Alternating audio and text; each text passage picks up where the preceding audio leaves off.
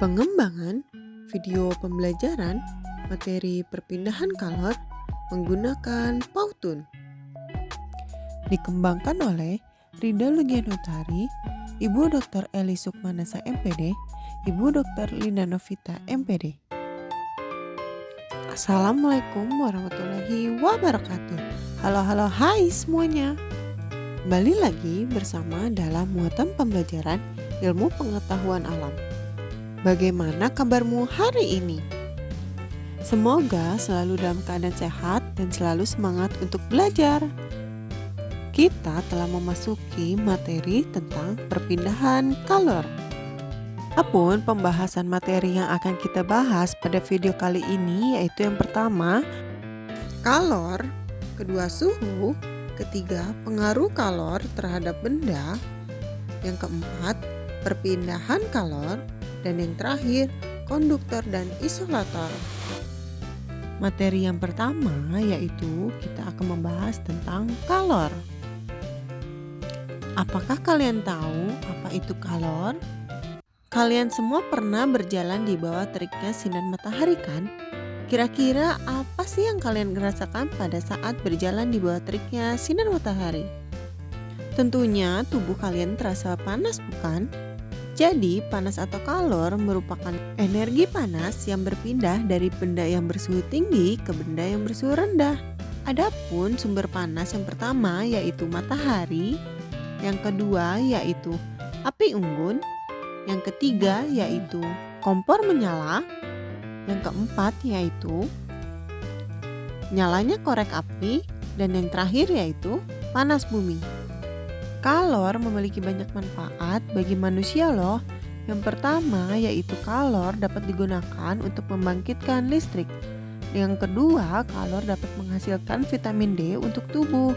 Dan yang ketiga dapat dimanfaatkan untuk memasak dan menghangatkan diri.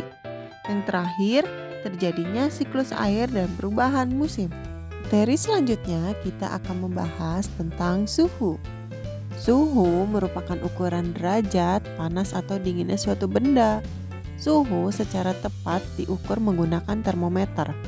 Termometer terbagi menjadi 3 satuan. Yang pertama yaitu Celcius, kemudian yang kedua dalam derajat Fahrenheit, dan yang ketiga yaitu dalam derajat Kelvin. Materi selanjutnya kita akan membahas tentang pengaruh kalor pada benda. Yang pertama yaitu pemuaian, merupakan bertambahnya ukuran atau volume suatu benda karena menerima panas. Yang kedua yaitu penyusutan, merupakan berkurangnya ukuran atau volume suatu benda karena melepas panas. Materi selanjutnya kita akan membahas tentang perpindahan kalor. Perpindahan kalor terbagi menjadi 3. Yang pertama yaitu konduksi, yaitu perpindahan panas yang tidak diikuti oleh zat perantaranya. Yang kedua yaitu konveksi, yaitu perpindahan panas yang diikuti oleh zat perantaranya. Dan yang terakhir yaitu radiasi, yaitu perpindahan panas yang tanpa adanya zat perantaranya. Berikut contoh dari konduksi.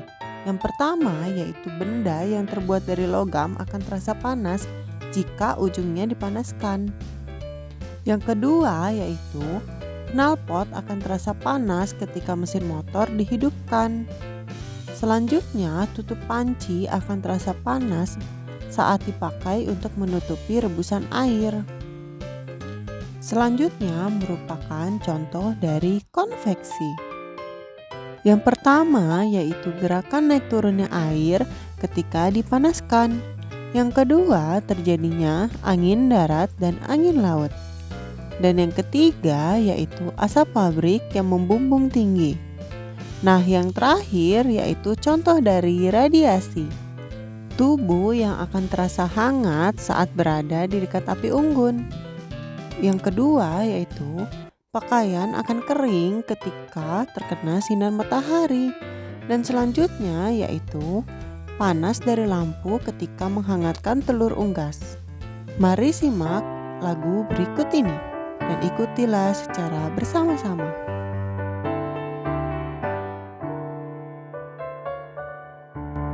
Panas dapat berpindah memakai 3 cara: konduksi,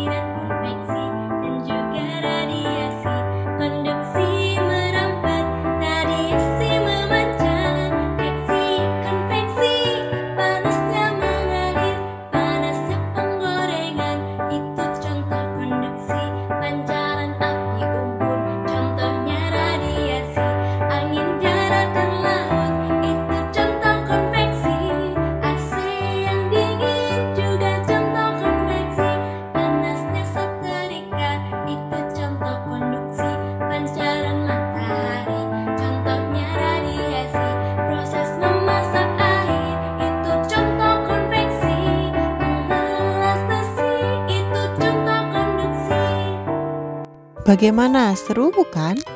Materi yang terakhir yaitu mengenai konduktor dan isolator. Konduktor merupakan benda yang mudah mengantarkan panas. Contohnya yaitu wajan, panci, setrikaan, dan sendok. Selanjutnya yaitu isolator. Isolator merupakan benda yang sulit menghantarkan panas. Contohnya yaitu kayu, ember, botol, dan centong plastik. Cukup sekian materi perpindahan kalor.